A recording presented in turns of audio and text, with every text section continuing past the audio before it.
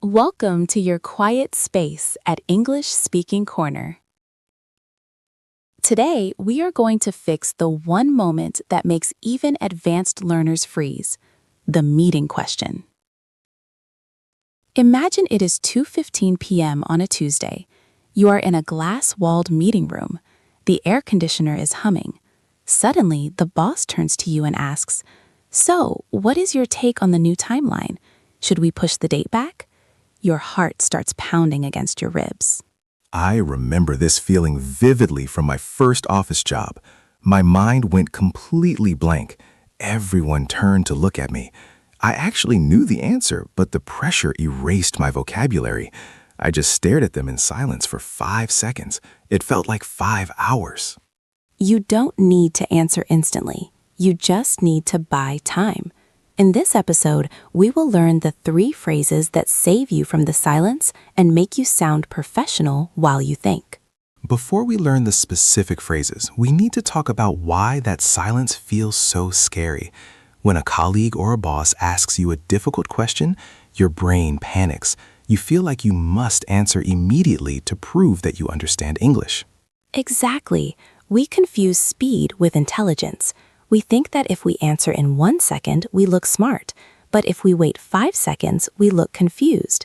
This is not true. In your native language, when someone asks you a hard question, you do not answer instantly. You pause, you think. You might say, let me see. But in a second language, that pause feels dangerous. You worry that people think you do not understand the English words, so you rush. You try to speak before you have organized your thoughts, and that is when the grammar mistakes happen. That is when you say something simple like, "Yes, good idea," when you actually wanted to say something much more complex. Today, we are going to replace that panic with a strategy. We call this the professional stall. A stall is a way to delay or stop something for a short time. In a car, if the engine stops, we say it's stalled. In conversation, a stall is a deliberate pause. The goal of the professional stall is to buy you 5 to 10 seconds of thinking time. That does not sound like a lot, but for your brain, 10 seconds is a long time. In 10 seconds, you can take a deep breath. You can find the right vocabulary word. You can organize your sentence structure. And the best part is, if you use the right phrases, you don't look like you are stalling. You look thoughtful. You look like a professional who is carefully considering the question. We are going to look at 3 different categories of stalling phrases. The first category is what we call the validator. This is the strategy you use when someone asks for your opinion. Let's go back to that meeting room. The boss asks, "What do you think about the new timeline?" Your brain is frozen. You need time to decide if the timeline is good or bad. You cannot just sit there in silence. The validator strategy works by acknowledging the value of the question. You are telling the other person, your question is important. This makes them feel good, and it fills the silence with professional-sounding English while your brain works in the background. Here is a classic example of a validator phrase. Listen to Mark say it and notice how calm he sounds. That is a crucial point to consider. Notice that word, crucial. It means very important. By saying this, you are validating the question. You are saying it is a serious topic. Let's listen again. That is a crucial point to consider. Now, I want you to try it. Imagine the boss just asked you a hard question. Do not answer the question yet. Just use the phrase to buy time. Listen to Mark and then speak in the pause. That is a crucial point to consider. Good. Let's try another variation. Sometimes you want to show that you appreciate the question. You can say, "I'm glad you brought that up."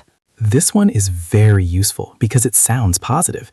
Even if you have bad news or even if you disagree, starting with "I'm glad you brought that up" creates a friendly atmosphere. It gives you a moment to switch your brain from listening mode to speaking mode. Let's practice the rhythm of that phrase. It flows together. I am glad you brought that up. Listen to the linking sounds. I'm glad you brought that up. Now you try. Shadow Mark. Copy his intonation. I'm glad you brought that up. There is one more validator phrase that is very simple but very effective. It is, "That is an interesting perspective." Be careful with this one. You don't want to sound sarcastic. You need to sound genuinely interested. That is an interesting perspective. You use this when someone suggests an idea that you had not thought of, or perhaps an idea you slightly disagree with but want to be polite about. Let's practice this one. Imagine a colleague says, "I think we should cancel the project." You are shocked. You need a moment to process this. So you say, That is an interesting perspective. "Your turn. Speak out loud." That is an interesting perspective. So why does this work? When you say these phrases, you are not just making noise. You are telling your brain, "I am safe. I am speaking English. I am in control." It lowers your cortisol levels. It stops the panic. Exactly. And while you are saying that is a crucial point to consider, your brain is furiously working on the real answer. By the time you finish the sentence, you will likely have your first real point ready. Now, let's move to the second category. This is called the data check. This strategy is for a different situation. It is for when someone asks you a factual question and you don't have the answer immediately. Maybe the boss asks, "What were the sales figures for last March?" Or, "When exactly did the client say they will call back?" These are dangerous questions because there is a right answer and a wrong answer. If you guess, you might be wrong. If you say nothing, you look unprepared. The data check strategy is wonderful because it turns your lack of memory into a professional habit. Instead of saying, "I forgot," you say that you want to be precise. You tell them you are going to check your notes to be 100% sure. This buys you a lot of time. It allows you to actually look at your notebook or your computer screen. It takes the pressure off your eyes. You don't have to look at the boss. You can look down at your notes while you think. Here's the first phrase for the data check. Let me just double check my notes on that. Double check is a great verb. It implies you already know, but you want to be certain. It sounds very responsible. Let me just double check my notes on that. Let's practice this. Imagine someone asks you for a specific date. You don't remember the date instantly. Don't panic. Use the phrase, "Let me just double check my notes on that."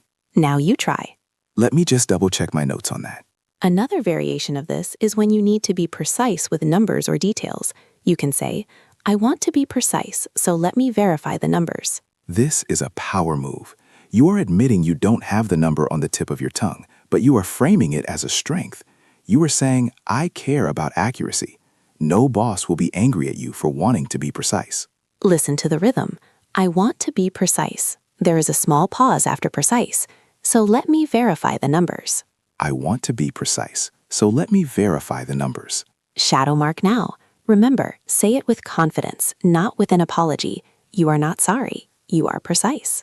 I want to be precise, so let me verify the numbers. Even if you don't actually have the numbers written down in front of you, this phrase buys you time to think. You can look down, pretend to scan a page, and usually the number will come back to your memory. Or you can look up after 5 seconds and say, "I will have to pull that report up after the meeting to give you the exact figure." That is a great point, Anna. You can use the stall to transition into a follow-up. If you really don't know the answer, the stall gives you the confidence to say, "I will email you that in 5 minutes." Before we move to the third strategy, I want to remind you that building these habits takes time. You cannot just listen once and hope the words come out under pressure. You need to practice them until they are automatic. That is why we create these episodes. We want you to have a safe place to fail and try again.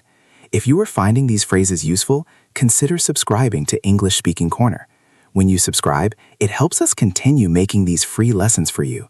It ensures you never miss a new strategy for your professional life. Thank you for being part of our community. Now let's look at the third and final strategy. This is perhaps the most difficult situation of all. This is the reframer. This is for when you are asked a question that you simply cannot answer. Maybe you don't understand the topic well enough, or maybe you have never thought about it before. The validator works for opinions. The data check works for facts. But what if the question is about a complex strategy or a prediction? For example, how do you think AI will affect our marketing strategy in 5 years? If you have no idea, you might feel the urge to simply say, "I don't know." But in a high-pressure meeting, "I don't know" can feel like a failure. It stops the conversation. The reframer strategy takes the question and pivots it to something you do know. You are reframing the context. You are telling the person, "I cannot answer that specific point yet, but here is what I can tell you." Here is a phrase to do that. I haven't analyzed that specific angle yet, but... This is honest. You are admitting you haven't looked at that specific angle, but the word "yet" implies you are willing to do it. and the word but allows you to continue speaking about something related. For example, if asked about AI in 5 years, you could say, I haven't analyzed that specific angle yet, but based on current trends, I think we need to be careful. See what Mark did? He used the stall phrase to buy time, and then he gave a very safe general opinion based on current trends. He survived the question. Let's practice the phrase. I haven't analyzed that specific angle yet. Listen to the stress on specific. You are narrowing the scope. You are not saying you are ignorant. You are saying you haven't looked at this specific thing. I haven't analyzed that specific angle yet. Now you try. Shadow Mark. I haven't analyzed that specific angle yet. Another great reframer is for when you need to gather your thoughts on a very broad topic. You can say, that is a broad question. Let me break it down. This is brilliant because it buys you time to choose just one small part of the answer. You don't have to answer the whole thing. You just break it down and talk about one piece. Imagine the boss asks, what is wrong with our team culture? That is huge. It is scary. You can't answer it all. So you say, that is a broad question. Let me break it down. And then, after you say that, you just pick one small thing. Let me break it down. First, I think we have too many meetings. You have successfully started your answer. Let's practice the stall phrase. That is a broad question. Let me break it down. Your turn. Speak it with authority. You are taking control of the chaos. That is a broad question. Let me break it down. Now we have our 3 tools, the validator for opinions, the data check for facts, and the reframer for the unknown. Knowing the phrases is step 1, but using them under pressure is step 2. We're going to do a pressure simulator. In this section, Mark is going to play the boss. He is going to ask you 3 rapid-fire questions. I want you to listen to the question, feel the pressure, and then immediately choose one of the phrases we learned. I will ask the question. Then there will be a few seconds of silence. In that silence, I want you to speak out loud. Do not try to answer the question itself. Your only goal is to use the stall phrase. Are you ready? Take a deep breath. Imagine you are in that meeting room again. Everyone is looking at you. Here comes the first question. So, do you think we should go with the blue design or the red design? Pause for listener to speak. Did you use a validator? A good choice would be, that is a crucial point to consider. Or maybe, I am glad you brought that up. If you said one of those, you succeeded. You bought yourself time to decide between blue and red. Ready for the next one? This one requires a number. How much of the budget do we have left for Q4? Pause for listener to speak. Did you try to guess the number? I hope not. The best strategy here is the data check. You should have said, let me just double check my notes on that. Or, I want to be precise. Let me verify the numbers. If you said that, congratulations. You just avoided looking foolish by guessing a wrong number. You looked professional and detailed. Here is the last one. This is a tough, broad question. Why is the client so unhappy with us lately? Pause for listener to speak. This is a heavy question. If you froze, that is okay. But the best way out is the reframer.